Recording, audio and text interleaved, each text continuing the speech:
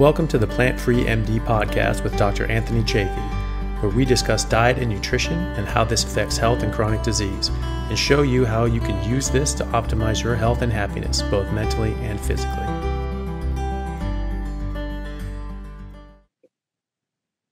Hi, everyone. Thank you for coming back to another episode of the Plant-Free MD.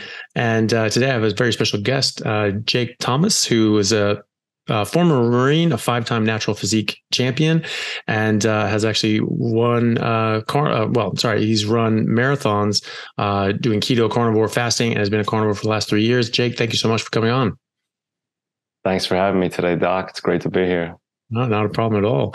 So for those who aren't really familiar with you, can you tell us a bit about yourself and tell us a bit about all of your accomplishments? Yeah, I grew up in New Orleans originally and kind of started getting into my athletic career in high school, played all the ball sports, but mainly soccer and ran track, but didn't really start taking my need for performance seriously until I got into the military, where I was able to kind of draw the correlation of like, okay, how I am physically and how I'm able to perform physically, my life can literally depend on it, and not just mine, but the lives of other people. So I was frail, I was skinny, I wasn't that strong. I was in good shape, but I just wasn't sizable. So as I started to work out and really understand that, this matters more than just my physical health, it's my self-esteem, it's my confidence, it's how I am and how I interact with people, how it basically affects and influences my life.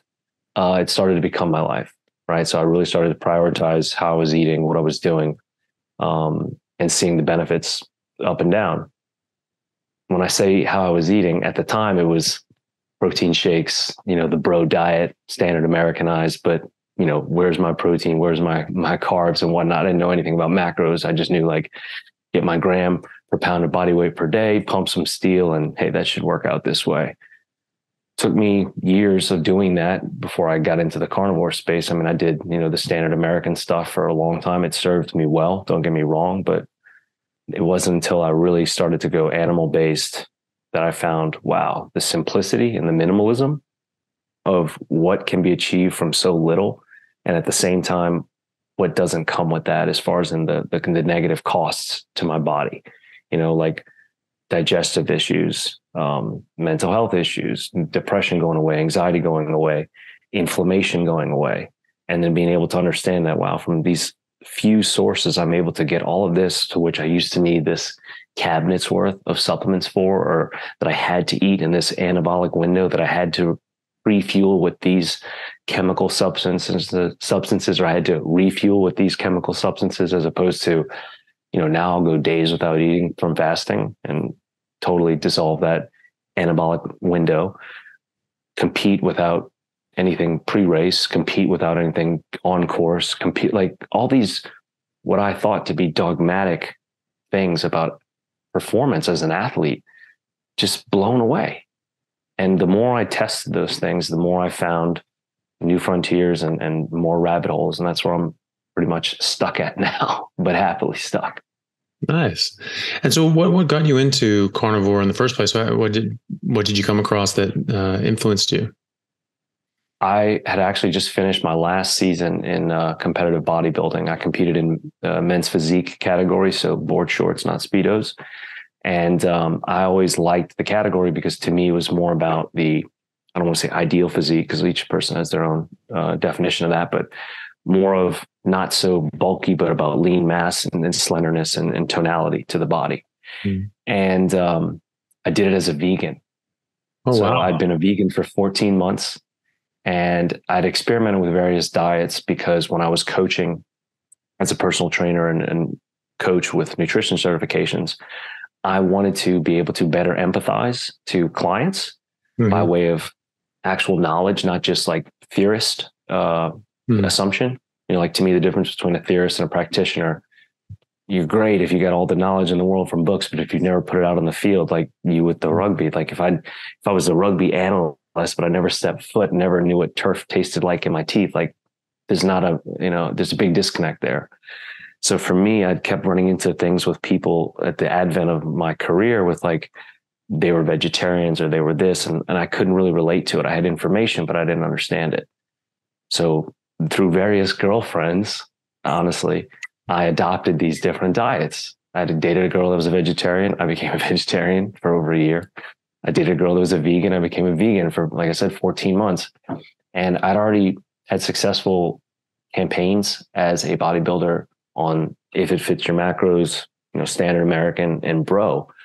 So as a vegan, I looked into it, and there weren't too many vegan bodybuilders, and there certainly weren't notable ones. And there definitely were not within the WNBF, which is the World Natural Bodybuilding Federation. And so I was like, man, this would be really cool to do. It's kind of a new frontier. And so I started to look into it. Obviously, I would need a lot of supplements, blah, blah, blah, blah, blah. But I said, I can do this. And the fact that a lot of people said I couldn't was why I did. So to the question about carnivore, I just finished this, and a good friend of mine that I served with in the Marines pitched it to me. And I laughed at him at first because I was like, respectfully, because he wasn't very healthy at all. He was terribly unhealthy at the time in multiple ways. And I was just like, with the medal proverbially still hanging around my neck, I was like, who are you to tell me about nutrition and health? I was like, I'm the one that just won a world championship here. Like, what? Yeah. But still, he kept peppering me about it. He's like, just read into this, look into this, watch these podcasts, watch these YouTube videos and tell me what you think. I was like, all right, I'm not arrogant enough to not be humble. And if anything, I'm always curious. So I couldn't help my curiosity. And that's how it started, man. I started to read, I started to listen, I started to watch, and I couldn't deny the information. So I told myself, all right, 30 days, let's give it a shot.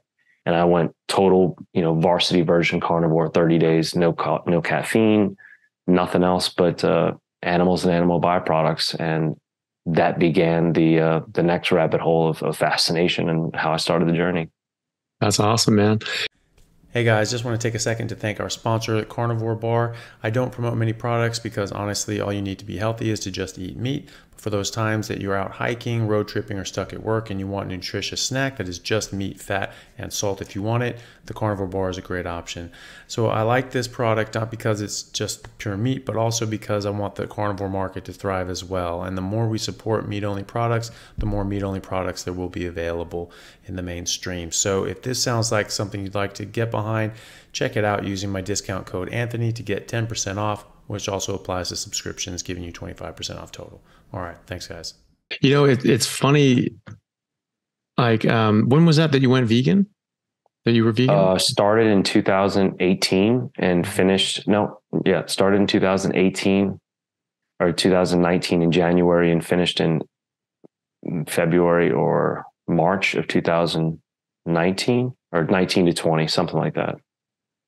I swear to God that's ringing so many bells. I was talking to a friend of mine, Grace, who she makes documentaries and has a radio program, a radio show and things like that. And we were talking about the whole carnivore thing and talking about, optimal health and all of that. And she, actually, I swear to God, she sent me your picture. And he's like, well, there's this guy. He's a vegan bodybuilder and a champion. And I swear to God, I was just like, as soon as you said that, I'm like, holy shit, that was that guy. And that was that picture. And we talked about it. And so I was very interested in that. But like you say, it's not common, and just like anything else, I mean, you can do something if you challenge yourself, you push yourself and you put in the effort.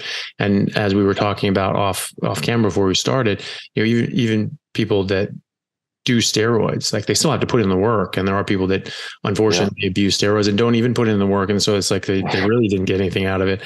And, but it's, you can accomplish a lot with just a lot of, just testicular fortitude, but it's a matter of, is that the best way for your body to do it? Is that the healthiest way for your body to do it? Is that the easiest way for your body to do it? So I think you're the perfect person to ask, how is training now on a meat-based diet versus when you were on a vegan diet? It's funny we're going to get a little dirty right away. The first sign, man, that came up to me was my bowel movement change. Straight up. Right? Like when I was a vegan, I used to have, 4, maybe 5 bowel movements a day and usually all sizable. And in my mind at the time, I was like, well, I'm an athlete. I'm in really good shape. It's my metabolism, blah, blah, blah, blah. And then when I went carnivore, and the frequency plummeted, the volume plummeted. And by infrequency, I think the longest I've gone is like 9 or 10 days with nothing discarded. And people hear that and they're like, dude, that is so unhealthy, blah, blah, blah, blah, blah. And I don't balk at them, because if they're set in that way, I'm not going to try to, create an argument there. But I immediately made that connection of like, wow, I was literally discarding all of that as a vegan to where my body is getting this whole, amount or this mass and going, we don't need any of this. We just need this small little package of nutrients, and like the rest of that stuff, dude, we literally don't want it. We don't need it. Stop bringing it to us. And then when I go carnivore, and again, the frequency drops tremendously. The size drops tremendously. I made this connection when my brother's daughter was born. She's going to be 4 in July. We share a birthday, like only a couple of days apart, which is awesome. And she's my godchild. But when she was an infant and changing diapers, when newborns are just on breast milk, their bowel movements are not that bad. If anything, they're neutral and kind of strange, because many people make the mistake of thinking their kids are God's gift to the world because their poops don't smell. Because those first movements when they're just on breast milk, the odor is very strange. The texture, like I touched it, I was like, what is this? This is weird. Like, this isn't like disgusting, horribly smelling poop. I was like, is it because her pipes are so clean and she's so pure inside? Yes and yes. But more than anything, it's because what she was consuming was a single source of optimal sustenance that gave her everything she needed with immediate use, minimal storage, and the least amount of duress on her body as possible, right? So it's maximum utilization because it's 100% bioavailability. And that was like a bing, bing, bing of lights, to where it all came into play of like, oh my God, the reason my bowel movements are so infrequent and so minimized now is because I'm literally absorbing and utilizing everything. Nothing is being discarded. Nothing is to waste. Why? Because what I'm consuming is essentially what I am. It couldn't be more cannibal than being a carnivore, right? We're literally consuming tissue, flesh, organs, fat. I mean, we're consuming what we are, as opposed to having foreign bodies enter our own body and then having to sift through that stuff and say what we want and what we don't, most of which we don't. And that's, where I made the first connection. And I was like, damn. So as far as in minimalism, and to your point about optimal ways of eating for training, like, to me, it's almost inarguable to think that I needed the entire cabinet worth of pills, vitamins, powders, all of which had to go through plants, had to go through processing, many of which did not exist in the plant kingdom naturally, a la the amino acids, the non-essential ones, right? That can only be derived from actual meat sources. How could you do that other than that, right? I had the luxury of being a vegan athlete. You cannot be a plant-based or a vegan athlete without consuming massive amounts of processed foods. That's a fact. If you're a raw vegan, I applaud you. I respect you, because you are consistent and dedicated to a very narrowed scope of dietary discipline, similar to being a strict carnivore or a lion diet eater. You're really in a tight window. But if you're just an open scoped plant-based athlete or an open scoped vegan athlete, please don't come to me and talk about how cleanly your diet and lifestyle choices are, because you're eating tons of processed food. And then, do you still compete, or are you just doing that just for your own fun, like running the marathons and things like that? As far as in the marathons and swims and everything, that's just me kind of being in the lab. I haven't competed in bodybuilding since 2019. Will I ever do it again? I don't know. I don't want to say never, because there's always the next way to do it, right? Like I've never done it, let's say, as a lion diet competitor. I think that would be amazing to hop on stage and be like, yep, I'm up here with the ruminant animals only, salt and water. Yeah. And for people to be like, what the fuck? Like, I'm losing to this guy, after all my shelf worth of subs and endorsements and all that. And I'm just like, I'm sponsored by nobody. I buy the lowest grade ground beef and Here I am. Yeah. As far as in the runs and the swims and everything else, honestly, Doc, I feel like I am a scientist more than an athlete. And the job of a true scientist like yourself is not to try to prove law, but it is to try and constantly disprove our hypothesis. And I can't disprove this, man. I can't. I keep failing at it, like gladly, but the failures make me keep coming back. You can't do a 3.5 mile open swim without ... supplements at, a 2 minutes per 100 meter pace. Okay. Did it. You can't run a marathon without pre-race fuel, eating the day before, or rather eating the day of, having water throughout the course. You can't run a half marathon under X amount of time doing this. And like, I kept doing these things. And to me, it was more about people saying no and me just saying, all right, well, what's the worst thing that can happen if I try and fail? And so I just keep doing that. And the more that I stay in the lab, the more I continue failing at trying to disprove the hypothesis. But that's what keeps me coming back. Nice. And so, so tell us about the marathon that you ran. Which one was this, and where was it? And yeah, just walk us through it. This was Philadelphia 2021. So I just ran on Halloween of that year, a half marathon in New Orleans, the Halloween half, which is a blast because it's on Halloween day. We don't need excuses to dress up and get in costumes in New Orleans, which is, it's kind of our thing, so Halloween is like a real heightened sense. And the Saints, our professional football team, play on Halloween a lot. So it was a great day because we had a game that night. I took my mother to the game. It was a blast. Of course, we dressed up. We went as Wayne's World. Yeah. she was killing it. People were like just coming up to us like, "Rock, party on, Wayne, party on, Garth." Yeah. And my mom's like, "Are they talking to us?" I was like, "Yes." I was like, "You're killing it, Mom." I was like, everybody knows this costume. But I ran the race, fasted that morning. All I had was electrolytes before. I didn't have any solid food. And that's how I'd been training for a while. I've been doing that even since I've been bodybuilding, as far as in fasting and, breaking out of the anabolic window assumption of need and timing of food, and thinking that, okay, what happens if I eat all my macros right before bed? Or what happens if I eat my whole meal, first thing in the morning and then don't eat the rest of the day? So I've been testing and theorizing a lot of these laws or perceived laws for years now, and kind of trickled my way into doing them with extended competitions like half marathons. And so the day of that one, again, I didn't have food. I had my electrolytes, and that's it. And on the course, I was keeping a good pace. I was running just over 7 minutes per mile. And I passed the first checkpoint with water, and I didn't take any water. And then I passed the second one, the third one, and I just kept going. And I was like, I don't need the water. I'm not thirsty. My pace is good. I'm in a flow. Just run. And that's what I did. So it wasn't planned. It just kind of happened. And I finished the race, and I was like, man, I feel great. I'm not tired. I'm not broke off. I'm not cramping. Like you watch some people finish races in 5Ks, right?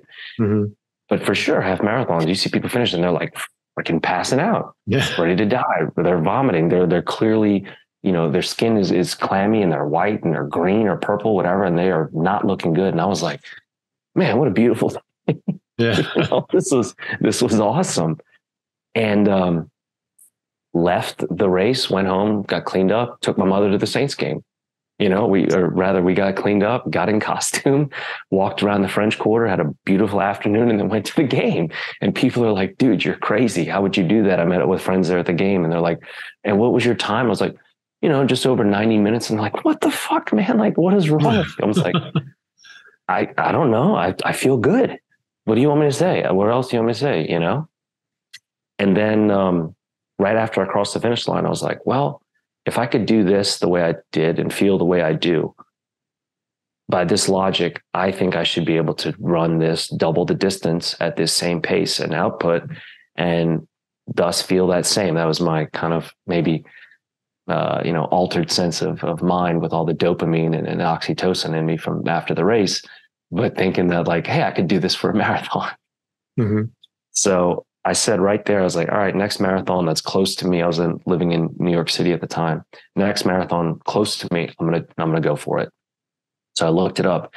Philadelphia, November 21st. And I was like, oh, that's kind of a tight window, 21 days away, you know? I've never run a marathon before. It's my first one. To this day, it's still my only one. I never ran further than like 15, 16 miles. So in that 20 days, I was like, okay, we need to really make a intense kind of training schedule, but at the same time, I can't overload. So it was really about understanding progressive overload, load management, and just really placeboing kind of my way through it. Right. So like I was going to have to use some Kentucky windage and really understand like my body and just believe my way through it, as opposed to saying this is a 16 to 22 week race prep, blah, blah, blah. I didn't have that. So I trained the same way. The longest run I made in training was 17 miles. And when I finished that, I was like, all right, I feel fine. It's only, a few more miles after this. It'll be the complete race. And I said, everything after 17 will be, new frontier, and we'll just kind of wing it on the fly. And I was like, how bad could it be?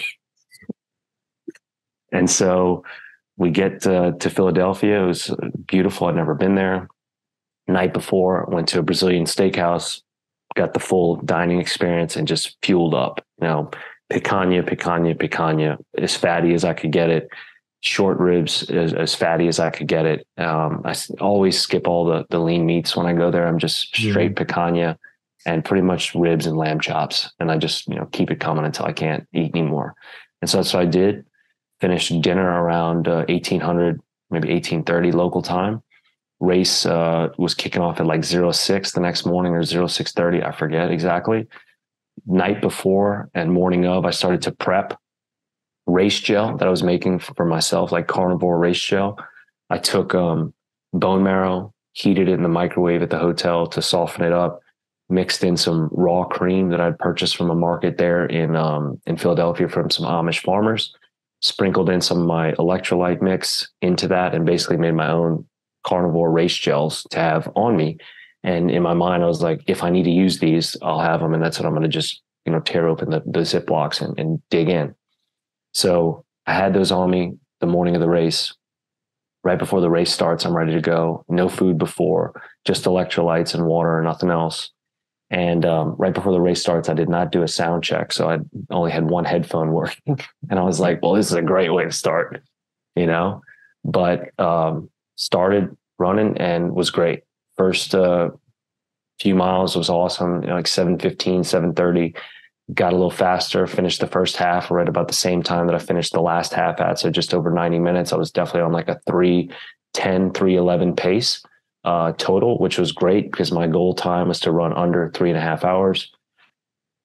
Good, 15, 16. And then right around 17, I just felt a big wall because, again, just like from the half, I was foregoing water at all the water stations. The first half of the marathon, I felt great. Again, all the miles, I was passing the cups, no problem. But then when I started to feel the pain, I was definitely like, wow, I would love to drink some water right now. I could feel my body wanting it, needing it. Everything was starting to constrict and lose its, my ability to push was just falling. My drive was going away. And in my mind, I was like, I wanted to do that, but I was like, God, I've come this far. Like, just get through it. Just churn through it. See what happens. Just make the point. So I kept going. And it was get to the next mile. And then I had to say, get to the next half mile, get to the next quarter mile. And I just broke it down, little by little, and really compartmentalized my mind into it. So it was painful. My pace slowed down a lot, but I finished the race in like 3:25. So under 3:30, I made the goal. I did not drink any water. I damned the naysayers. I disproved the criticism. And, that was it. Saints played again that day in Philadelphia. I did not go to that game. I should have, but I point made, I guess, Yeah, that's awesome. And you were saying that you talked to some of the guys that would do ultras and do a lot of marathons, and they said that they were actually, quite taken aback that you were able to do that in the first place. Is that right?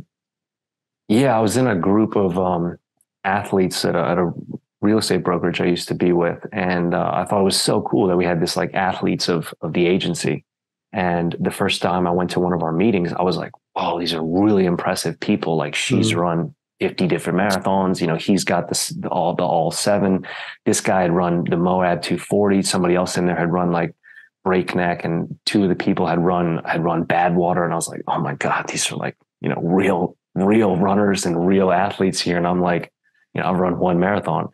And so they're all kind of telling their stories at the first meeting. And I was just like, I don't even want to talk, you know, because I'm like super humbled and thinking myself low man on the totem pole. But then when it came to me, I told the story, and the Zoom screen of like, you know, it's like 50 people just exploded with hands, like, pop, pop, pop, pop, like all their yellow hands went up. And I was like, and they were like, the moderator was like, well, I guess we got some questions, Jake. And I was like, holy cow, you know? Yeah. And I was like, you know, first person, whatever. And they all started asking.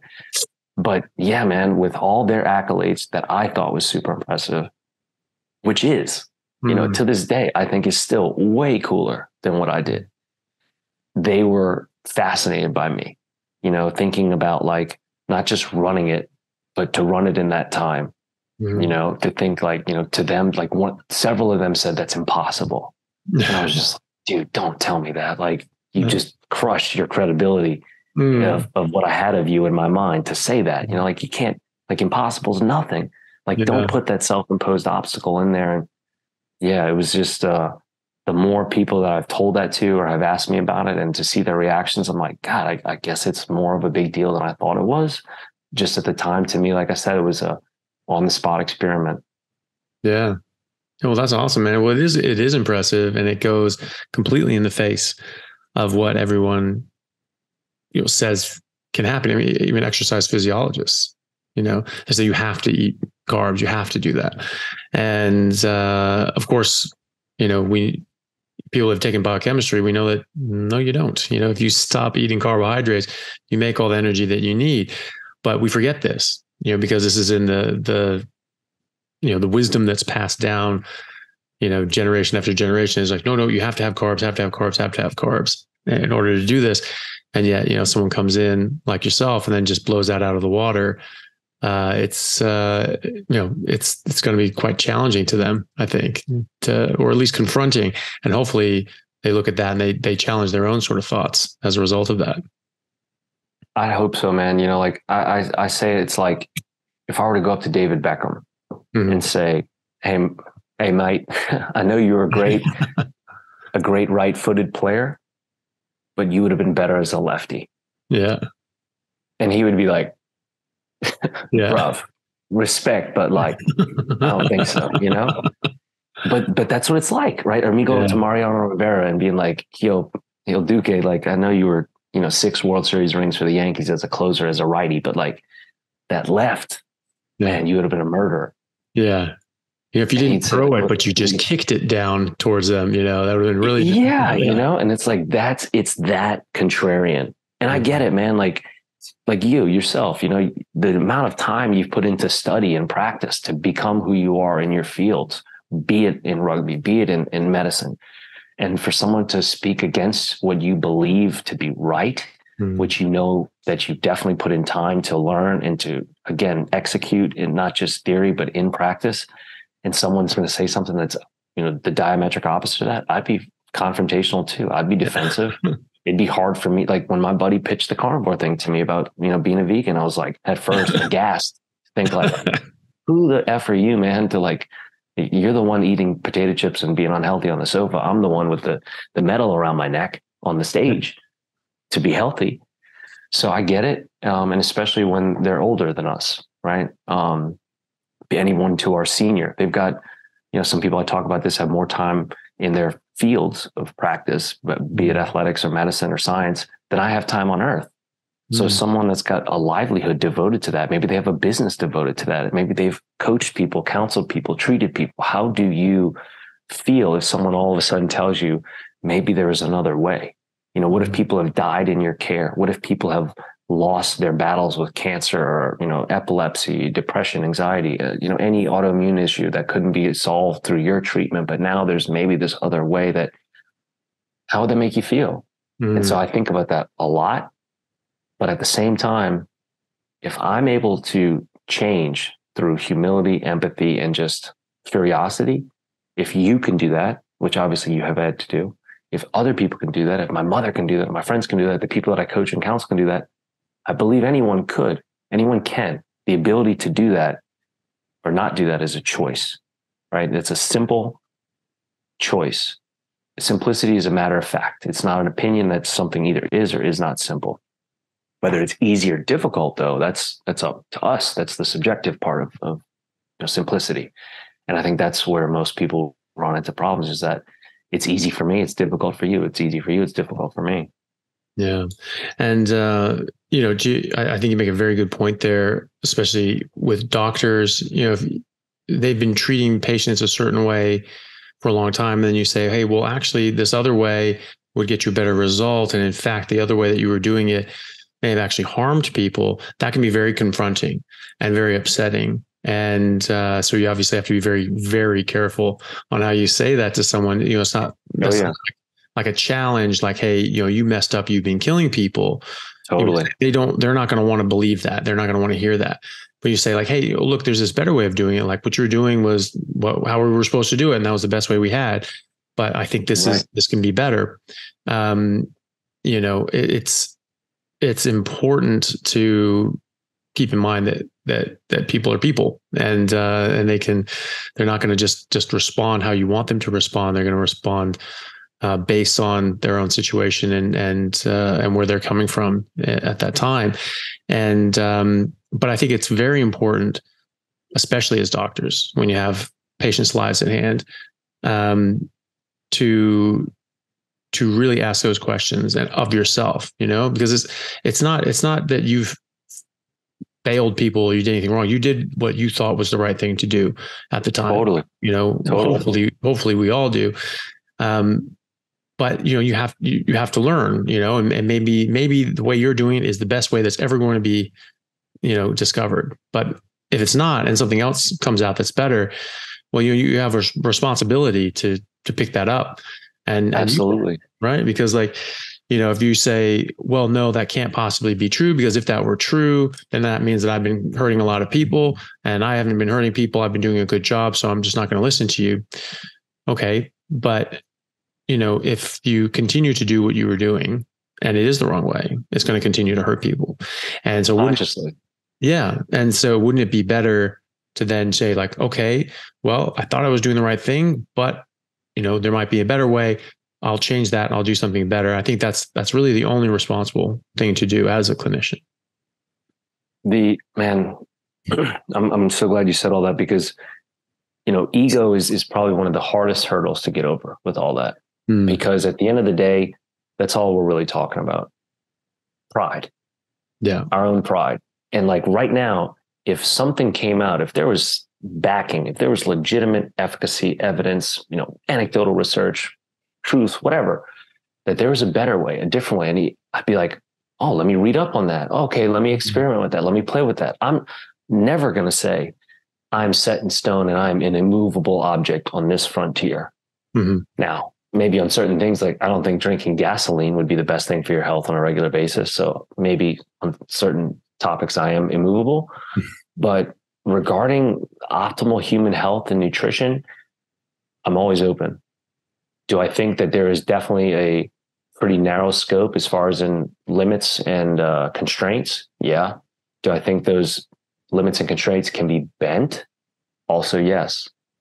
Right. And I think that's what kind of you, me, and other people in this space have proven, is that there are laws, but then there are limits, but those limits can either be pushed, bent, or sometimes broken. Right. Mm-hmm. I'll tell you a story about doctors and whatnot. When I go to the VA as a patient, it's a trip, man, because, your first rule in practice, of course, following the oath, is to do no harm. Roger that. Well, at the VA, there's a rule even above that. It's don't let these guys leave and fucking kill themselves. Jesus. Right? Like, veteran suicide and suicide prevention and awareness is massive and huge. So before the do no harm, it's literally do whatever you can to prevent this person, man or woman, from leaving this hospital and killing themselves. Yeah. Then we step to do no harm. Then we step to, patient individuality and custom prescription, et cetera, et cetera. So how would you be able to practice? How do you prescribe? How do you diagnose, properly when you have to meet those first two criterion before you can really get into the specifics of their needs as an individual? So for me, I go in there and I'm like classic lean mass hyper responder, monster total cholesterol, HDL and LDL ratios to match, but triglycerides, at 39. Yeah. And they look at my lipid panels and they're like, and my fasted glucose, when I go there is like in the 50s. Yeah. And they look at my stuff and they're like, what the hell are you, man? Literally they're like, and blood pressure, all the vitals, everything, all the creatinine and everything else. And what's it called? The digestive protein. I can't remember. It'll come to me.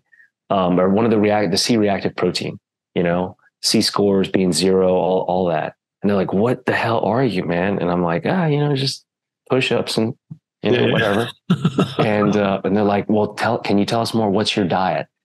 And then I tell them and they go, oh my God, we immediately need to put you on a statin. Oh my God. Yeah. And I'm like, okay, let me think here. First of all, the person telling me this does not look like we do. And I go, and this was just a couple of weeks ago, actually, in Miami at the VA, and the two doctors telling me this, they're like, you need to stop doing that. We need to put you on ... immediately. And I'm like, hold on. You both literally just told me I'm one of, if not the healthiest patients in the Miami VA health system. Mm-hmm. The VA is like the largest patient populace, maybe in the world, I think. I believe so. So if you ever need a sample size of anything, like that's a great place to go for data. Yeah. Because it's super controlled and obviously very expensive and diverse. Mm-hmm. But to hear that, I was like, you literally just told me I might be the healthiest patient you have or I've ever seen in the hospital. And you're telling me to change something? Right. Based off of what you read on a panel compared to what I told you I'm eating. Why don't you ask me more questions instead? And we started to have this conversation. Like, granted, just like you said, I am not here to be pounding my fist and beating my chest like I'm right, you're wrong. No. I'm trying to share, if anything, the idea. I'm trying to share like, guys, look what I found. Like, check this out. You know what I mean? Like, this isn't about, again, being right or wrong. So I'm very delicately trying to explain myself. And in the back of my mind, I'm like, don't get confrontational. Be calm, be passive. And I said, why don't you ask me more questions? I was like, I'll come in for a study. Mm-hmm. Hook me up to whatever you want. Like, use me as a guinea pig. Let's help other people with what I found. Maybe there's something someone else can get or benefit from what I've been able to find. And they weren't too pro for that. Mm-hmm. No, that's great. Well, just clean up your diet and we'll see you in 6 months. I'm like, okay, I tried, but I appreciate what they have to say. I appreciate their advice. I appreciate their insight. I appreciate the testing. I just don't really respond when I'm asked about things now. I'm just like, I just eat balanced, whatever. Yeah. Yeah. I just eat a healthy diet. That's it, and you do eat a very healthy diet. I like sort of getting in that confrontation, not like in a combative sort of way, but it gives you an opportunity to test yourself and your knowledge and, against people, who are like, okay, well, let's see what you got. This is where I'm coming from. Where are you coming from? Yeah. And, exactly. It's like, try and convince me. I want you to convince me. This is where I'm doing. What are you doing? And, and so it's worked out in such a way that it used to be a very big vegan movement in Perth in Australia, and now it's like going the other way, getting like a carnivore movement. And I was just talking to someone today, actually, and I was out just running errands, and someone just said like, oh, what do you do? And I was like, well, I'm a physician, and she was like, oh, what kind, and what do you do, and all that sort of stuff. And I just told them that about the podcast, and I do stuff on diet and nutrition, and like, oh, that's cool. And I was like, well, specifically on meat-based eating, like carnivore diet. And I was just talking about the carnivore diet. I was just talking to this person like right over there, and we were talking about it and how they loved it and they were doing so great. And I was thinking about it. I'm like, well, here's some stuff you can check out.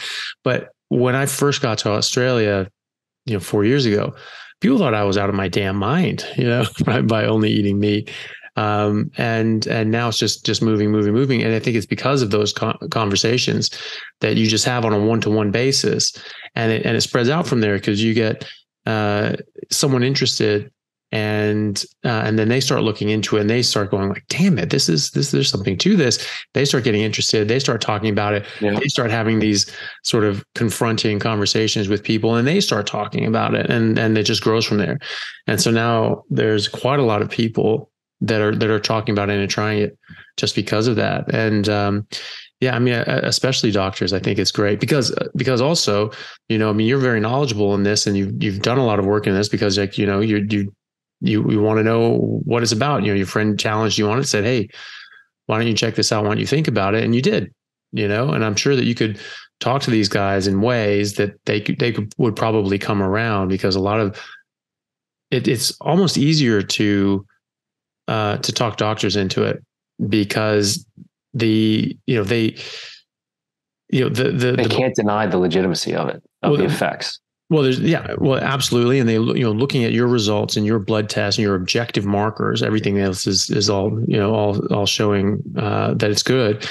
But also, like, these concepts make sense from a medical standpoint, from a biological standpoint, scientific standpoint. You just point these things out, and they just go, damn it, that does make sense. That's what I'm saying. Yeah. And so, I have yet to meet like a doctor or a medical professional, nurse, or whomever that we've actually had a, in-depth conversation with, that they haven't gone like, damn it, that all makes a lot of sense, and they're like, okay, I'm going to look into that.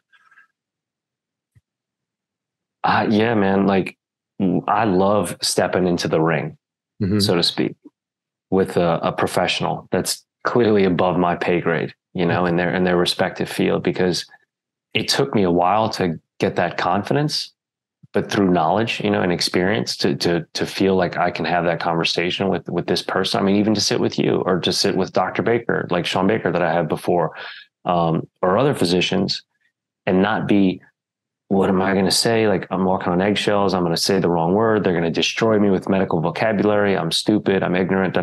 Like, don't get me wrong. I'm still very much respectful to the diploma and the experience and the knowledge and everything else. But like, I'm not afraid, because I know how I feel. I know what I've been doing, and I know what the causal relationships of what I've consumed to how I feel, create.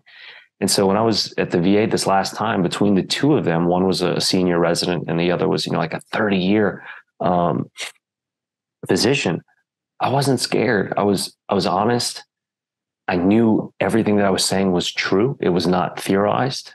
It was literally X plus Y equals Z, to where the relationship and the results from it were totally causal and complementary, as well as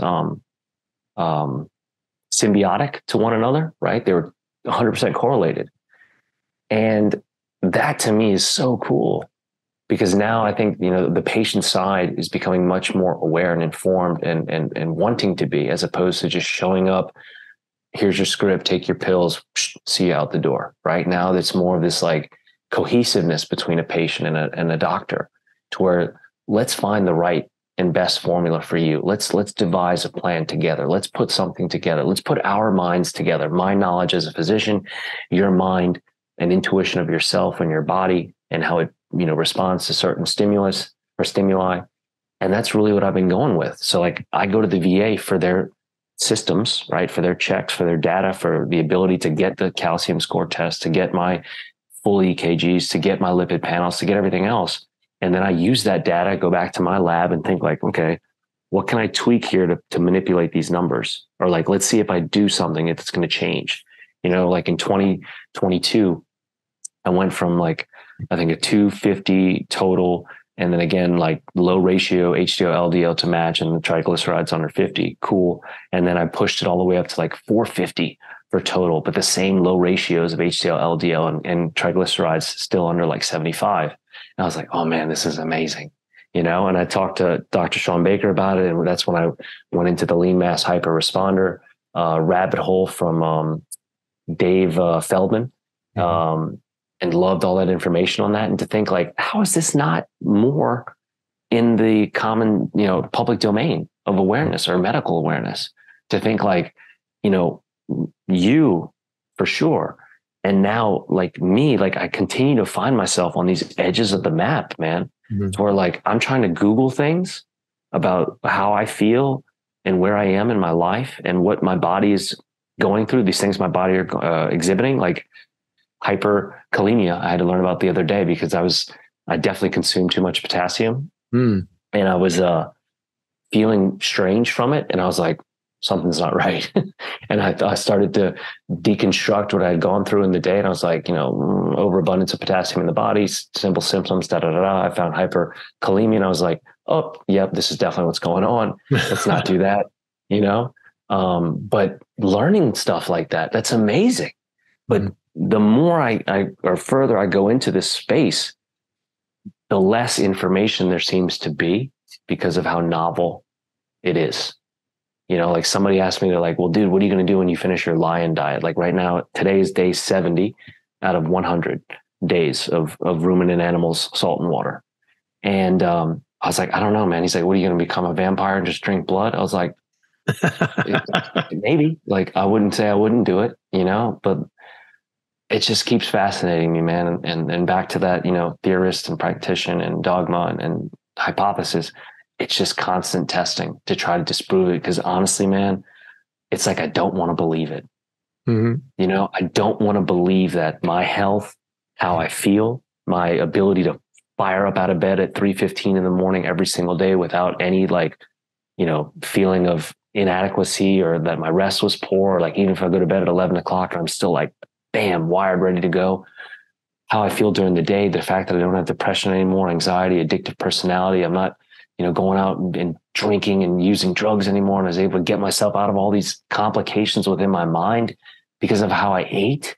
I'm like, don't tell me that. I don't want that to be true. And that's why I keep testing this, and it's like the Matrix to me, where I'm like, the scene where he's Cypher, the character is sifting the wine. He's like, I don't want to remember anything. I want to remember nothing.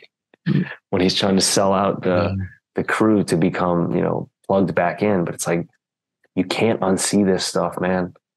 And what you were kind of touching on with the physicians and whatnot with data and results, you can't deny the biological and physiological correlations, right? If you do this thing, if you eat these foods, this is what's going to happen internally. And essentially like what we can, self-clean ourselves or self-heal, auto-regulate. It's not the diet healing people. It's people healing themselves within, but it's the diet that's enabling that because it's the removal of all the variables. And it took me, again, this is, my other eureka moment. So the breast milk was the first one. That, why does that exist? It's a miracle of mammalian evolution. It exists for the exact reasons listed, right? Single source of total and optimal sustenance, immediate use, minimal discard through digestion, and is the least amount of duress on the body as possible. How else can we do that as an adult? There's only one way to do it. How do you get a single source? Okay, red meat. It's not avocados. It's not coconuts. It's not spinach. Like when people are like, what about vegetables? I was like, do you know how much fucking spinach it would take? Like you would need a dump truck, literally a dump truck to do it. And then not to mention the internal stress, because we're going back to that least amount of stress on the body. And again, back to the infants. Their bowel movements are neutral. They're not so foul when they're on breast milk. The second you start using those orange and green and multicolored jars, that's when the war takes place. That's when you can smell it from 3 rooms away. That's when you have to talk to your girlfriend and be like, who's going to change her? I don't want to do it. Right. And so like, I kept seeing that and I was like, damn, okay, that's one. And then the other one became how I felt. Noticeably different, not having depression, not feeling, inflamed in certain places like my hands or my fingers, or knowing after I ate or consumed things that I had this swelling in my brain or my feet or my shoes didn't fit right. Like all of the signs are there. Why? Because the body is the greatest communicator in the world, because it's unbiased. hey, Anthony, it's hot outside. I'm going to start sweating and perspiring. So if you could do us a favor and like cool us off some more, maybe take some shade or stop this activity, that'd be great. Because if you don't, we're going to eventually get you kind of hypoxic and, hyperglycemic. And then maybe you're going to get a little lightheaded, and then eventually you're going to have heat exhaustion and then heat stroke, and you might die. Just saying. That's the body. And you go, all right, cool. No problem. I'm going to take some fluids. I'm going to get out of this. I'm going to listen to you. But if you don't listen to us, those things are going to happen. Same thing if it's cold. Hey, Anthony, it's cold. Here's some goosebumps. I'm telling you we're cold. Here's some, again, hypoxia. We're telling you we're cold. Fingers are getting light colored and insensitive. If you don't warm up, we're going to eventually get frostbite. If you don't continue to warm up, we're eventually going to die. You don't listen to it, you die. All of those things, the signals, the messages that we get from the body, the unbiased, objective, straight messaging center of the body. It's this and this, the brain and the tongue. Obviously they're connected, but that's where we mess it all up, because we choose to disregard those messages, and we choose to act and we, essentially choose for pleasure, make choices, palatable choices based on pleasure rather than purpose. And so we think with our tongues and our emotional hearts rather than listening to our body and really about how we feel. And that's, to me, the big line of it all, is that seeing is one thing. I see Dr. Anthony Chafee. I hear his message. Hearing is another. I see how he looks. I understand his background. I can hear what he says, the passion, the feeling in his voice, his knowledge, but I can't actually feel it. It's not until you feel it that you understand. And that, to me, is everything. The feeling becomes the understanding. That's when it becomes inarguable. That's why I do my 30-day carnivore resets the same way you do the 30-day carnivore challenges with people, because once they feel that, you can't unsee it. Yeah. Yeah, absolutely. And that's why I just think just trying it for 30 days. I think 30 days is a good minimum, like you get totally the crap sort of gets out of your system in the first sort of 2 weeks or so. And then you really start feeling amazing. And so then you have another 2 weeks of just feeling awesome. And all of a sudden you're like, okay, hey, I didn't know that I could feel like this. I'm 58 years old and I want to go run. I want to go jump. I want to go play sports again. I want to go to the gym. Like, I feel amazing. I've lost 20 pounds. Like, what the hell is going on? I feel like I'm, 20 again. And, and just having that little taster, people generally want more. I do like the 100 days thing, like what you're doing, just 100 days, just give it a shot. I think obviously that's going to give you a very, very good look, and you'll see very clearly what this is doing to your body and the benefits that it has and the detriments that all the other things have had. And then you come off the lion diet and you say, okay, well, maybe I'll try, pork chop or some, exactly, eggs or something like that. And then all of a sudden you're like, I actually don't feel my best. And, because I've primarily eaten beef, and, the first few years I was really just eating beef, and just purely out of preference. And I've always preferred beef. And then, we have some like bacon, eggs, things like that, especially at the hospital, because that's like the only thing that I can get. Sure. So I'll just get like a pile of bacon and eggs. Like, generally comes in 3 plates. So I'll have like 10 eggs and like 6 long strips of bacon, not just little things you get at like a diner, but they're like a foot long. And like, it was like 6 of these. Oh, like good Aussie bacon. Yeah. Yeah. Just big bastards. It's like half a pig, in each one. Nice. And so it's like literally piles of bacon and eggs, and I'll just eat that. And like, that's what I can get at the hospital. And so if I'm working out a lot, I just need to eat more often. And when I do that, I sort of, if I didn't bring a steak to work or whatever, and I had to get lunch there, after like, 4 or 5 days, I'm like, like I feel good, but like, I don't feel my best. And then I'm like, I'm just going to cut all that out. I'm just going back to steaks for a while, because I just do feel better on just the beef, and you can only tell that if you've tried. You can only tell that if you've actually eliminated these things. You can see the contrast. And people say, well, carnivore diet looks interesting, sounds interesting, but I actually feel pretty good. I don't have any major health issues that I need to correct. And so, I feel fine. And, my argument to them is like, you don't actually realize how bad you feel, because you're in it. You don't know. Yeah, this is what you feel. That's just normal for you because you've always done this. But you get outside of this for even a month, or even 2 weeks, for the second half of that first 30 days, you'll see just how rotten you felt for right now and previously in your life. I did, 38 years old, mentioned this. I felt so good. I went back and started practicing with the professional team in Seattle Seawolves that I'd grown up playing with.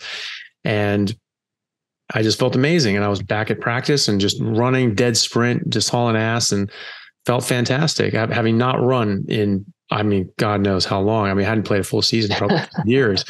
And so I was really out of shape, but I felt fantastic. And I remember thinking back, this is just 2 weeks into a carnivore diet, most recently, and the most recent time I've come to carnivore.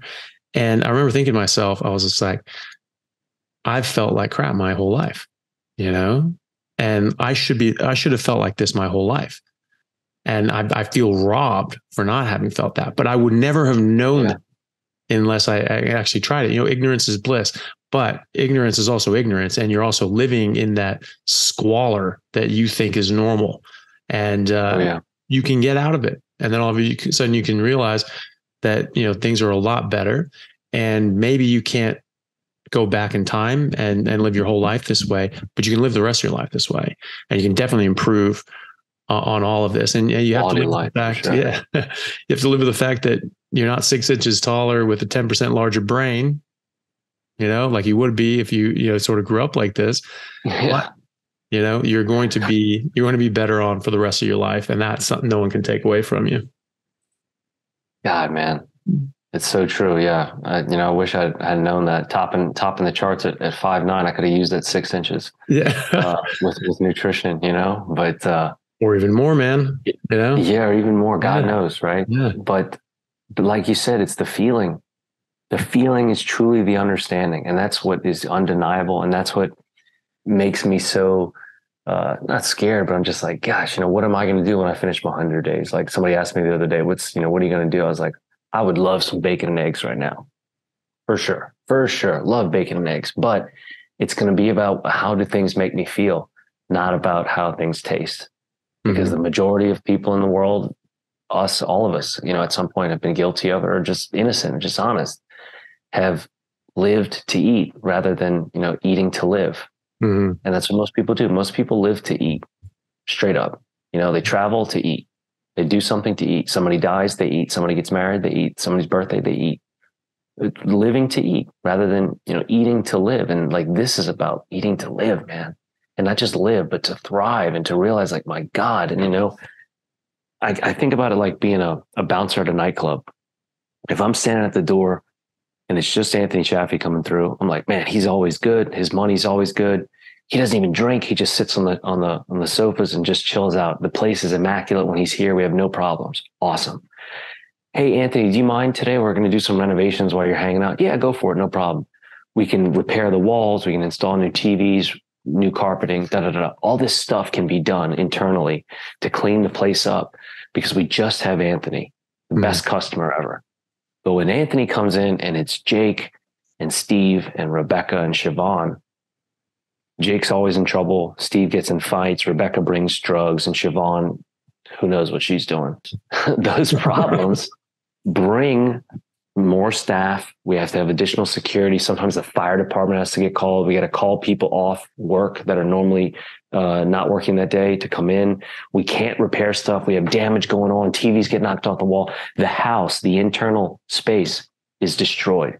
That story is a metaphor for the body and variables and toxic variables. When it's just Anthony, that single source of sustenance, breast milk or red meat, the place is immaculate.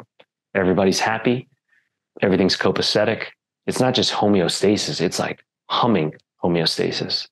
And we can self-regulate. We can clean the walls. We can paint. We can do all these things inside with less, because now the cleanup crew is not being tasked to put out a fire. Now the accounting department is not being tasked to take out Jake because he's been fighting with someone. Now X department is not having to help the fire or chief or the police. All these systems that Their responsibilities are being intruded upon because of these variables that are going on. That's what happens to the body when we consume not just variables, but garbage variables. It's constantly, okay, what is this? Where does it go? I don't know. Just put it over there. Okay, what is this? Where does it go? I don't know. Just put it over there. What is this? Where does it go? Just throw it on the shelf.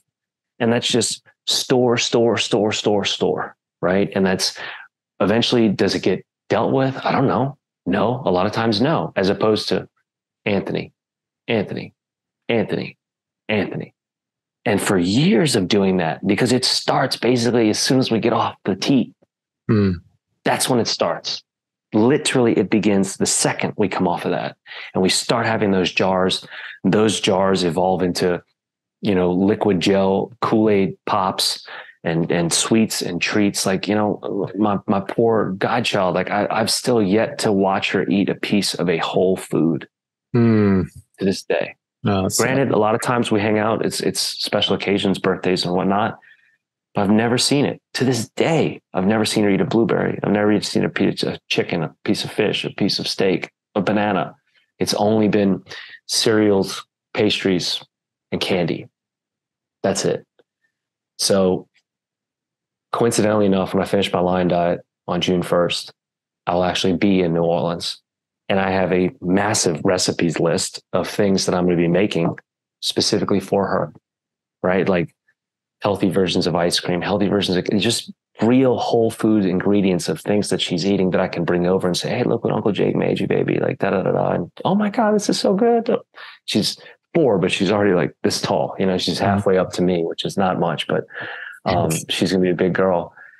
But that's the future. That's where I see, if you want to talk about like leaving a legacy, to me, it's, our elders are already, for the most part, made their decisions, even though my mother, 71 years old, 2 years carnivore now, is recovered and stronger than ever and amazing. She looks like a bionic human, literally. Same thing, goes to her doctors, healthiest patients they have, tells her what, she tells them what she's eating. Oh, you need to change that, and she's just like, okay, right? Same thing. But the legacy to me is the young, the youth, right? Because whether it's the 80% of American adults that are metabolically sick or already obese, it's 1 in 3. And I believe it's more than 1 in 3. I believe it's greater than 35% now of American children are either metabolically sick or obese. That is not their faults. They're being fed that way. They cannot make those decisions. But like, how do you right those wrongs? Or how do you, change the direction of those ships? It's about leadership. It's about home. Your kids don't go to school and get sick at school. They get sick at home. They're sick before they go to school. They just go to school and it magnifies. Why is it that my clients that are teachers, first grade teachers in California, first grade teachers in other countries, or parents of kids that are adolescents or toddlers that aren't sick, that don't get sick at the frequency and regularity that all these other people do, because they say, oh, she's a toddler, she's a newborn, he's a toddler, he's a newborn. They go to school, they get sick, and they bring it home. No, they're sick because you're sick. They have cultivated that sickness at home. They bring it to school and they just magnify it because they're all little gremlins and they multiply when you put water on them. So when I hear that, it's tough because, close to home, it's the hardest to deal with because it's where you want to have the most impact and effectiveness, but it's where you also have to be the most delicate, empathetic, and understanding. And it's probably one of the toughest places for me and toughest things to deal with about the whole thing is the reality of the truth and bearing it. Yeah. Well, it's especially when we got kids involved, it's not something that you can be a sideline observer for if it's your kids, because whatever you do, it's going to have an influence on them, so you have to make the best choice that you can. And it is sad that we've sort of bequeathed our, nutritional, sovereignty over to guidelines and started saying like, oh, well, Kellogg's, they make children's cereal and that's balanced and they say it's balanced and that's what it's supposed to be. And we just trust that. We trust that these cereals are good for them. And they know what's good for these kids, obviously, or they wouldn't allow them to make. Who is they? Anyone can make a product if they want to. And so it's, it's one of those things that I think are so important, just especially with kids, that you have to get that right. And, if nothing else, I mean, eat real food, just processed stuff that has such a huge correlation with all major diseases. And going on any whole food diet, away from processed food diet, be it vegan or carnivore, you already start getting benefits because radical, because they are so bad that even going to another suboptimal diet, which you could argue we're either carnivores or herbivores, right? We're not going to be both, right? Or we're not going to be one and the other, right? Well, you say, well, we're omnivores, but you can't thrive as a vegan and thrive just as much as a carnivore. One's got to correct, win, correct. And so one of those is going to be suboptimal, but they both cause improvements coming from a processed food diet. So that's how bad the processed food diet is. And the processed food is all processed carbs, sugar, and plants, so you're just substituting, bad plants for worse plants, really. You go to another diet like that, but it makes a huge difference. And if you can just feed kids real food, just things that you make that have ingredients you can see and have to chop up yourself, I think that's just a huge benefit already than just getting something in a packet that's just smushed together and God knows what's in it. You have 30 ingredients in it. That's insane to me. Anything that has more than 2 ingredients, should just not be allowed. I should really just be one, just meat. I had this yesterday with my cousin. I'm visiting right now in San Antonio, and he approached me about wanting to start working out and eating more healthy, et cetera, et cetera. I was like, my man, absolutely, let's do it. So we went to the grocery store yesterday. I was like, it's going to be a while because we're going to do a full audit and analysis of understanding nutritional facts and macronutrients and labeling, slander and how to shop in the grocery store. I was like, all right, dude, first thing when we get in here, the key, stick to the perimeter. In an American grocery store, if you keep to the outer ring, right? That's pretty much where you're going to be solid. What do you see when you first walk in? Produce. Why? Because it's bright and colorful and attractive, almost always. But it's on the outside. You navigate depending on how the store is laid out. Fish, meat. You keep going. Your dairy, et cetera, and maybe you finish with like flowers, right? But it's in the center is where you run into problems. That's where all your boxes are. That's where your packages are, where all your wrappers are, where all the prepared foods are. So that was his first lesson of, let's say, dietary enlightenment, was like, oh, wow, that's so funny because it's so obvious. I was like, yeah, exactly. Right. And so then we start reading ingredients and looking at things, chips, for example, explaining the difference between, corn flour versus actual corn, or, purees and concentrates versus real pieces and whatnots, or extracts versus the real thing, or naturally flavored, meaning it's not necessarily from a natural source. It just has an essence of something. And, trying to be informative without being overwhelming. And finally, we both grew up in Mexico. He more than I did, but both of our parents are from there. Cool. And talking about, our love for pork rinds or chicharrones, right? And he's like, yeah, man, but those are so unhealthy, right? I was like, watch this. I grab a bag of chips, grab a bag of pork rinds. I was like, I want you to count how many ingredients are in the chips. All the dextroses, all the niacins, flavins, ites, the ines, the colors, the works, of course, all the oils and the lectins. And he's like, God, it's a lot. I was like, what would you stop counting at? He's like, 25. I was like, okay, I'm going to read you how many ingredients are in this one. Pork and sea salt. Yeah.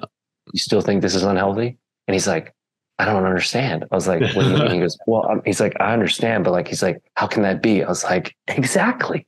And the bag is much less attractive, right? It's not nearly as brightly colored and all this stuff, but we were basically going from thing to thing, like bees for pollen. I was like going over eggs and showing him the soy, not just something being organic and pasture raised, no hormones, no antibiotics, outdoor access. I was like, look at these. You've got 12 different versions that all say organic, But I was like, but only one of these says soy free.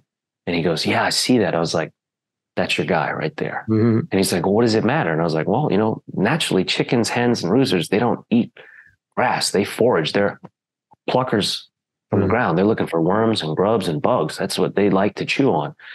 Vegetarian diet means corn and soy. Just because it says a vegetarian diet, we assume it to be healthy. It's not true. Same thing with our animals. And we literally use corn and soy to fatten all of our animals, cows, pigs, chicken, everything. Why humans can't make that correlation or connect that correlation is beyond me. We literally use corn and soy, grain, to fatten our animals. And you think it's not going to do the same thing to you? Come on. Yep. But talking to him about just understanding that, and having that awareness, and then based on that awareness, making an informed and mindful decision. I'm not a judge. I'm not a critic. I'm not a condemner. I am not Billy Graham saying, come to Jesus. This is the way, da, da, da, da. There are parts of me that want to be out of selfishness because I want people to feel great and to be healthy and to live long and happily, not to just live long, happily and healthily. Just because the US mortality rate has increased over the last 10 years by significant bips up to close to 80 years old now. I'd love to know what the last 20 years of those lifespans typically are. What's the quality of life? Because I guarantee it's the opposite at a tremendously rate of decline, meaning we may have ascended a couple of points in the overall life expectancy year, but I guarantee the quality of life has a vertical downslope towards the x-axis to show how crappily our health has been declining in those later years. So being just being mindful, knowing if you're going to eat this stuff, know what you're eating, as opposed to I eat this because my friends eat it. I eat this because my parents eat it. I eat this because I grew up eating it. I never actually questioned. I never actually understood. I never took the time to know why or wonder. And to the foods thing, like you're talking about things you can chop and whatnot. If I can say one thing to anybody to make it as simple as possible, if you can pick it, pull it, or kill it, start there. That's a good rule. Yeah. And I was reminded of a number of conversations that I have with people. It's funny to me. Most people are like, "Oh, I want to live forever. I don't want to die young. I want to have all this life ahead of me." And that's always been the dream, the search of the fountain of youth and all these different sorts of things. Sure. And I've sort of, I think we sort of stumbled on that with a carnivore diet, just eating to a biologically appropriate degree, because genetically we're designed to live 120 years, right? So, I mean, that's right there. You're stacking on another 40 years on the national average, actually more than 40 years now because it's going down. But it's funny because I talk to people and they're like, "Oh my God, I don't want to live that long." I'm like, "Well, then why don't you just kill yourself now then? You just don't want to live?" It's just like, what the hell are you talking about? Well, the last, I mean, that's just going to suck. You're just going to be miserable and crippled.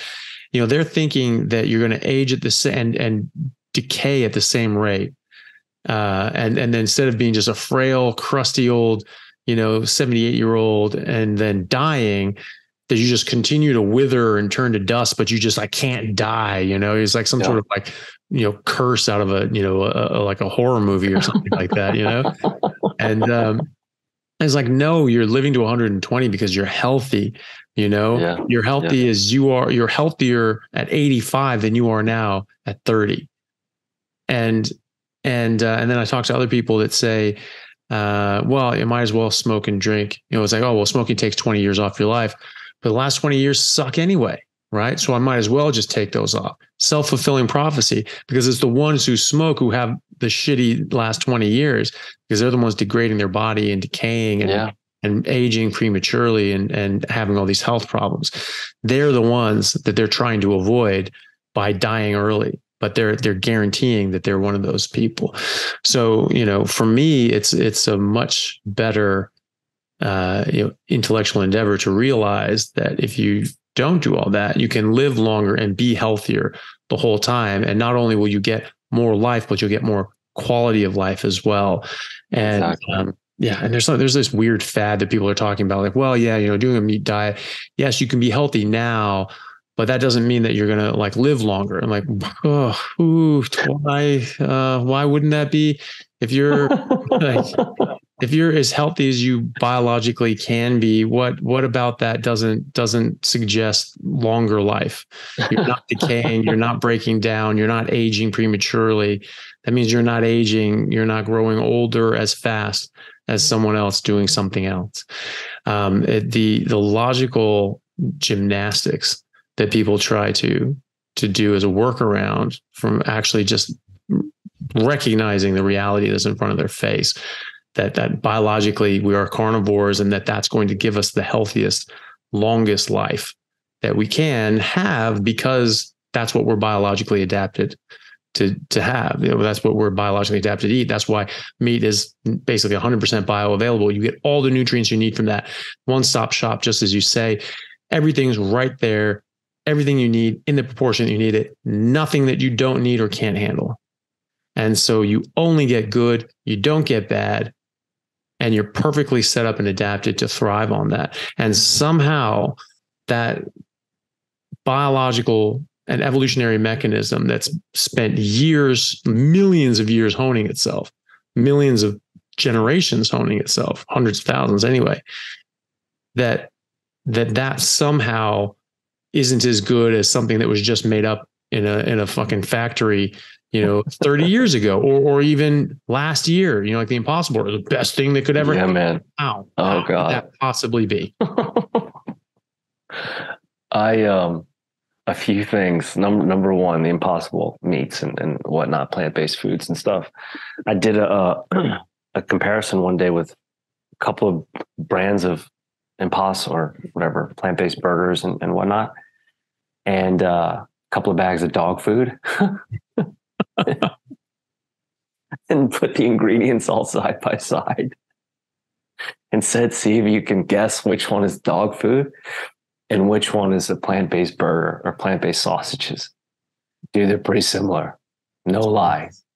Like, no freaking lie. And I said, I've had that discussion with friends of mine that are veterinarians and been like, I'd love to go on camera with you and talk about how dog food is trash for the most part. Like, people wonder, my dog's always sick, he's always farting. Like, it's not normal for dogs to have fucking heartworms all the time, you guys.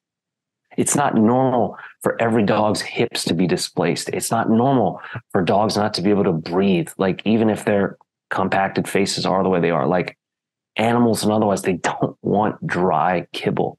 They want to eat meat. They have their teeth for a reason. That's one. Two, and this is kind of a question, a trivia question. Do you know what animal we actually have a closest stomach pH to? Vulture. Some of the carrion animals, I believe. So it's between that and also the crocodile. Oh yeah. Oh nice. Yeah. So like many people would argue, it's got to be a chimpanzee or something like that. Yeah. Couldn't be further. Right. Yeah. So like the crocodile, I believe, is between like 1.5 and just over 3. So very, very acidic. Has to be. And ours dips into that low 3 up to 5 range, right? I believe. Whereas the chimpanzee is above the 5 and into the 7s because it has to be able to ferment all the cellulose in plant food. Where people would think, like, again, we have to be close to the chimpanzee. It's like, no, dude, we're closer to the damn vultures and the crocodile. Mm-hmm. Why? And like, what do they eat? Like, this is back to those undeniables: breast milk, the stomach pH, and the bowel movement thing. Like, that's not by chance. That's not by coincidence.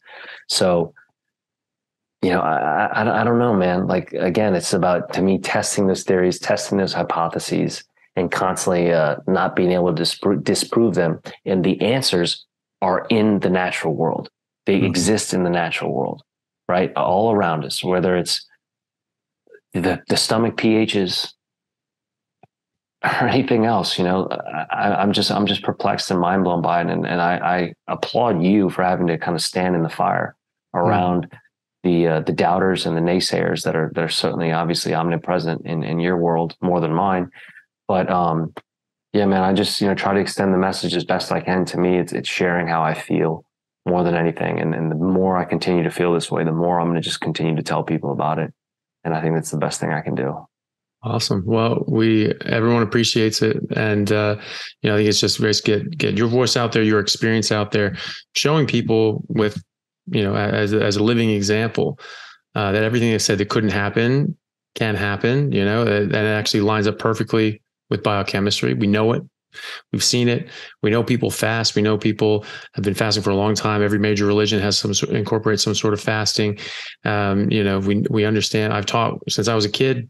Humans are apex predators, top of the food chain. We're always these major megafauna hunters. That has never been in question, except for last week sometime when someone said, "Oh, not only is it more ethical to not kill animals, it's actually how we evolved," and that's totally what I mean. The amount of nonsense that comes out of some of these claims, it's just pure. It's just an unfounded statement. They're saying, "Oh, this is what happened." And it's like without any evidence, either asked for or presented, people will just take that up and just repeat it and repeat it and repeat it. And it's blows my mind, that bumper sticker profits. Yeah. And they just see this, they go, "Oh, well, that lines up with my ideology, therefore it's true." It's just like, did you check? Did you make sure that they're not completely full of shit? Man, when you're talking about the food and things that we eat, over the last 30 years, a couple hundred years, let's say post-industrial revolution and, agricultural expansion throughout the world, preceding that for 2.5 million years is how we ate and how we lived, how we developed, how we evolved. If you were to put that on a clock, a 24-hour clock, the current or modern form of eating represents 30 seconds. Compared to the rest of that 23 hours, 59 minutes, and 30 seconds of time represents the human evolution timeline of eating. And to think that 30 seconds is all of a sudden so profound, don't get me wrong, there's been tremendous breakthroughs in science and medicine, electronics, every other field imaginable, right?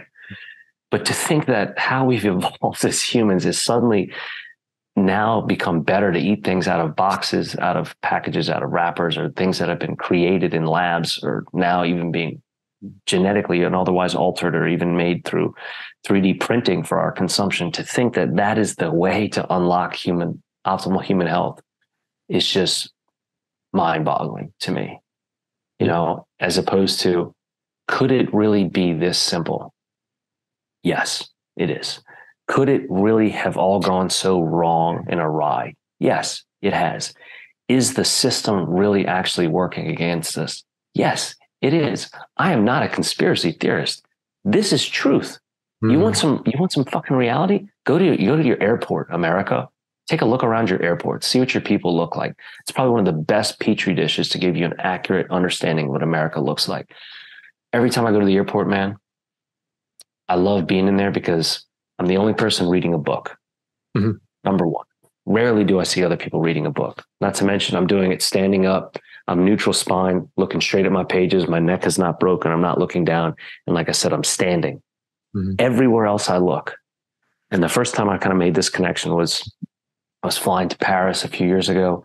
I'm in an international terminal in Newark. Every flight in this terminal, or in the concourse, is going to be a minimum of 6 hours. Zurich, Berlin, Dubai, Paris, etc. Every single person was sitting down except me. I'm there. I'm standing, reading my book, observing, kind of doing some stretching here, moving around. I'm staying mobile. I'm staying limber. Every other person was sitting. And the majority of those people, their neck broken, they're here and they're on electronic devices. Now, what else are they consuming? Oh, I can tell you it wasn't water.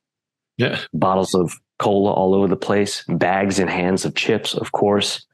So consumption is the mother of our salvation. Truth. What we eat, what we listen to, who we hang out with, what we subscribe to, and the environments we live in.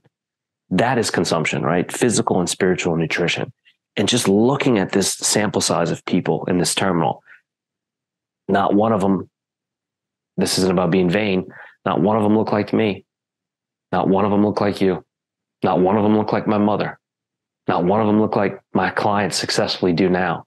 They all looked like 80% of American adults being obese or metabolically sick. They all looked like 1/3 of American children being obese or metabolically sick. They all looked like allergen prone and abundant flies everywhere. And they look like slaves. They look like drones. So when I say it's not me being a conspiracy theorist and that the system is working against you, it is. Because here's the formula. Eat these foods, watch this news, listen to these puppets, get sick, drink this medicine, alcohol, stay sick, go pay money for these drugs, RX, get hooked. Caffeinate, trying to bring yourself back in balance artificially. Repeat the cycle. That's the reality of what we live in. And you want to continue to give money to that machine to keep paying it and then ask, why do I not feel better? The answer is in your hands and the power is up to you to be able to make the decision. But people are scared, man. They don't know. This is, back to the matrix of the speech that Lawrence Fishburne gives when he says, these people are part of a system and they are doctors, they are lawyers, they're disguised. They're working around this world and they live amongst this system and they will defend it if chastised. It's back to what we were talking about at the beginning. How do you tell David Beckham he's better as a lefty? How can I tell these children that Santa Claus, or these adults that grew up believing Santa Claus was, the real thing, like is maybe different, or that the world doesn't spin clockwise, it's counterclockwise. You can't fathom that.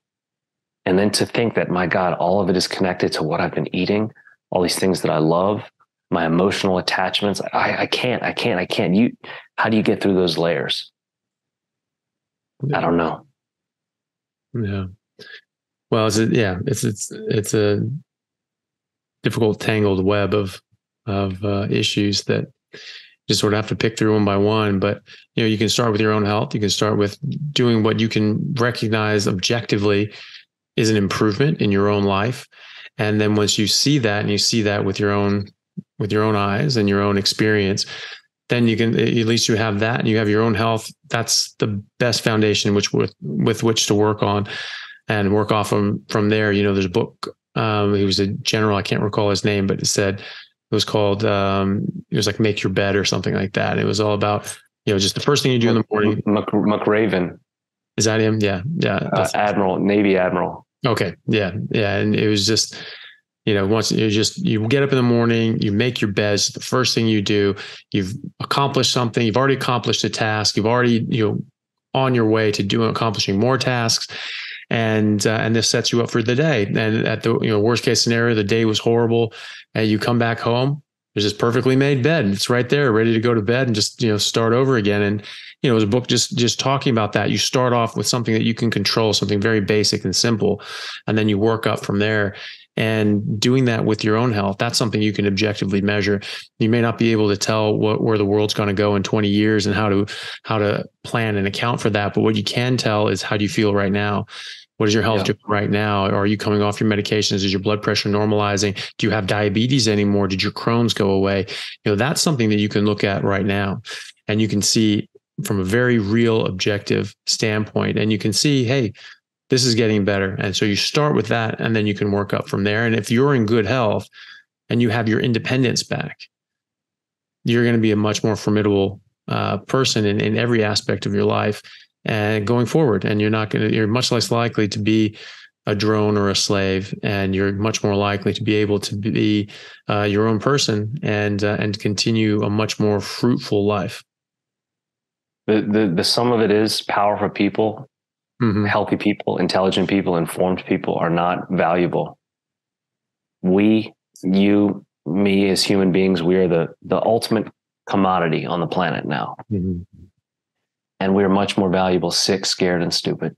And that's the reality of it. Yeah. And people are. I mean, we're being, that's a whole other thing. But they couldn't.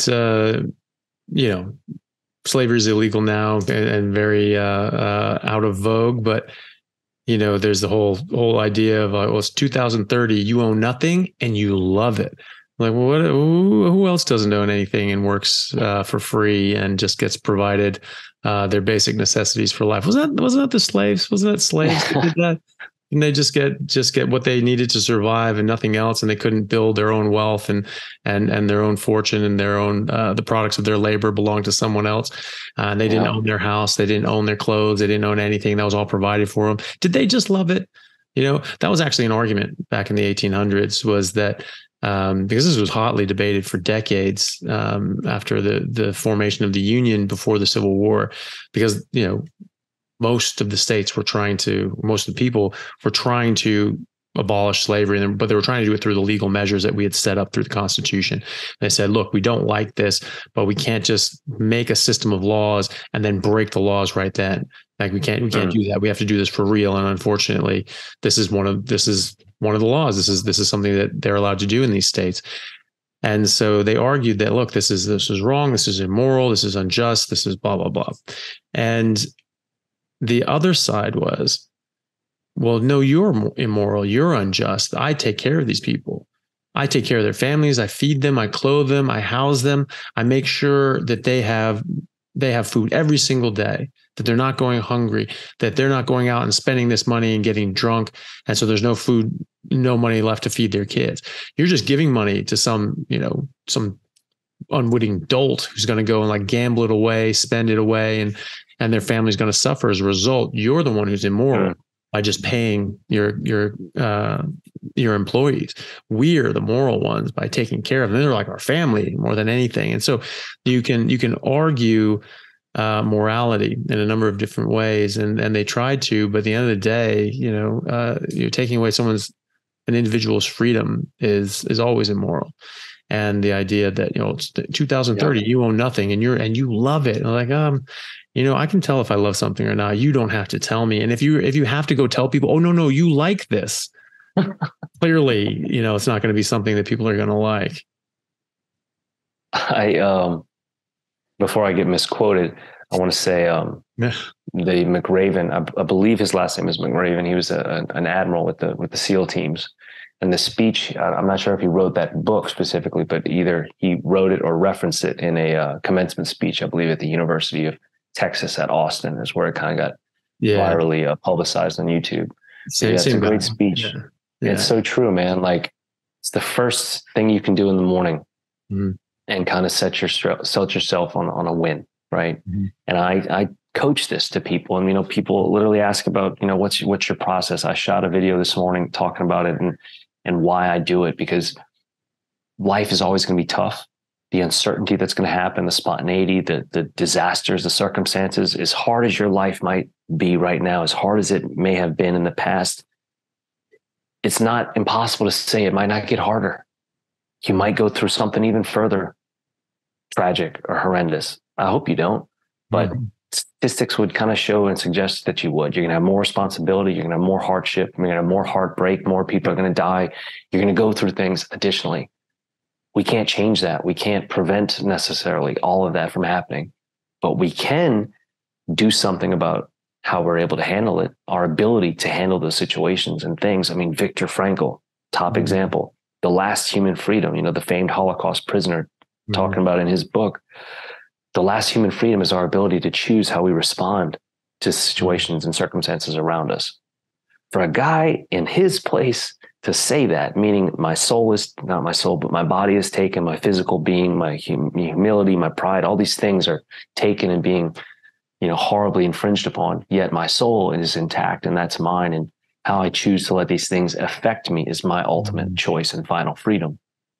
So by having those small things in the morning, like for me, waking up at this non-negotiable wake up time, no matter where I am, no matter what time zone, no matter what time I go to sleep, no matter what, to get up on that and to honor myself and be like, wow, that's another day that I did it. Bam. Starting that day with that, and then going right into my process of like reading, writing, meditation, and exercise, stretching routine, that morning flow of knocking them out. It's like putting on a suit of armor before you go out into the day, to where, we didn't even get into like hormetic effects of cold and heat exposure and whatnot, and why to utilize that to mitigate stress. But like, it's kind of the same to me in the sense that if you don't do those things, the weight the guilt of having not done them, you feel it tremendously. Man, I wish I had meditated today. I wish I'd gotten up early. I wish I made my fucking bed. Like all that becomes negative energy and it weighs on you like a plague. Whereas when you do those things, they don't necessarily give you this huge boost of like, oh my God, I'm on fire. Da, da, da, da. But they'll make you feel comfortable. They'll give you some confidence. They'll boost your self-esteem. You will have the knowledge and knowing that you did something, and you'll carry that through the day, as opposed to having the knowledge of knowing you didn't, and you have that drain you through the day, and then you do it again, or you don't do it again, you don't do it again, and see how you feel after missing for a week or a month or for years. And that's where most people are coming from. They're coming from a place of having missed for years. And all it takes is that one day to get started, that one activity, that one chance of making your bed, that one chance of honoring yourself with a wake up time, and then setting an intention and a purpose to the day and executing on that. And then you stack those days together. And then before you know it, you have a week, 30, 100, 6 months, a year, and then it's life. You know, like somebody told me, talking about our 30-day challenges, 30 days is amazing. Yes, in 30 days, the awareness you gain from going to a carnivore diet can change your life. Absolutely. Because the feeling becomes understanding and the knowledge obtained becomes undeniable. But that's like sending a weed whacker through the rainforest. It's going to be a very fine line, and it's going to get overgrown very quickly if you don't continue to cut it, right? So let's call it 30 days. Let's say 100 days. All right, well, now you've got like a push mower, and you've made a larger path that's going to take longer to grow over. But still, if you forego it and say no more for me after 100 days, it's going to grow back over. So what about like 6 months? Well, now we've got a rider mower. It's a much bigger path. It's really nice. Like we can clearly see all the way through the rainforest, but still, if you don't continue to mow that, it's going to grow over. Well, what if you keep to something for like a year? Well, now we're talking about a bulldozer through the forest. We've paved the road and it's there. It's permanent. It becomes who you are. You become what you are, rather. Like, you know, the world is not as we perceive it. The world is as we are. And if you're not living in a manner that's like congruent with what you're trying to achieve or how you see yourself to be, it doesn't matter, because the goal can be irrelevant. I don't care if you're trying to attract a mate, you're trying to change businesses, improve your career, improve your health. If you don't have a system in place to do it, it's irrelevant, because we're not going to rise to the level of our goals. We're going to fall to the strengths of our systems. And I know that's what you help people with and teach through your reset and challenge. And I do the same, and then extrapolate that through a coaching program to do the same, because it's about the system. But you can't even adhere to the system if you're just constantly filling yourself with poison. And I'll leave you with this as my favorite thing in the world to say, is that the single most effective thing we can do as human beings in regards to our health is controlling what we put into our mouths. Absolutely. Well, Jake, that was awesome. Tell us what sort of coaching are you offering people now? Is it just carnivore, or what are you doing at the moment? I'm open to all dietary restrictions, adherences, abstinences, observations, and otherwise. I will certainly tell you if you ask me an open question, what do you think is the most optimal? And I'm going to tell you that. Mm-hmm. But no, I coach people, obviously in nutrition and exercise, but also in business, helping digital creators scale online, tap into their spaces, entrepreneurs, SBOs. Relationship counseling has been big and popular lately, whether it's male attract, someone, or trying to maintain marriages. Mm-hmm. And personal growth and development has been big with younger people too. And people in their maybe midlife crises that are trying to refine themselves. But most of it, I would say, is personal growth and development focused. Regardless of what they come for, nutrition is the foundation. Even if you come as an entrepreneur or a business mogul, still, it's going to be about you first. Whether you're in sales, marketing, PR, the product, the venture is irrelevant, especially if you're in a face game, especially if you're in a personality game of a pitch. It's you. The product is great, and having a great product is great, but being a person that people want to work with, having you be the attractor, that's what I try to really cultivate and teach people with. And it starts with how they eat and how they take care of themselves. Absolutely. Well, great. Well, Jake, it's been an absolute pleasure. It was great talking to you and meeting you face to face. And can you tell everyone how to get a hold of you, how to follow you, how to find you for coaching. Yes, I'm most active on Instagram. You can find me at Life Like Jake, just like it says on my shirt. On YouTube, it's youtube.com at Life Like Jake for the YouTube channel. And then for my website is also lifelikejake.com. You can read a little bit more about me, some bits about the program, see some of the testimonials and success stories. Check out my blog, my vlog, and also apply for coaching direct on site on there. I do answer all the messages. It's me. It's not a bot. I don't have an assistant working on the side. So anybody reach out, you're going to get direct contact with me. Awesome. Well, great. We'll put all those links up in the description. Everyone can find them there. Jake, thank you so much for coming on. It's been a pleasure. Thanks for having me, Dr. Chaffee. Appreciate it. Likewise. Not a problem, man. Great. We'll see you soon, man. Hey guys, thank you very much for taking the time out to listen to what I had to say. If you like it, then please like and subscribe to my YouTube channel and podcast. And if you're on YouTube, then please hit that little bell and subscribe, and that'll let you know anytime I have a new video out, which should be every week, if not more. And if you could share this with your friends, that would help me get the word out and let me know that you like what I'm doing. Thanks again, guys.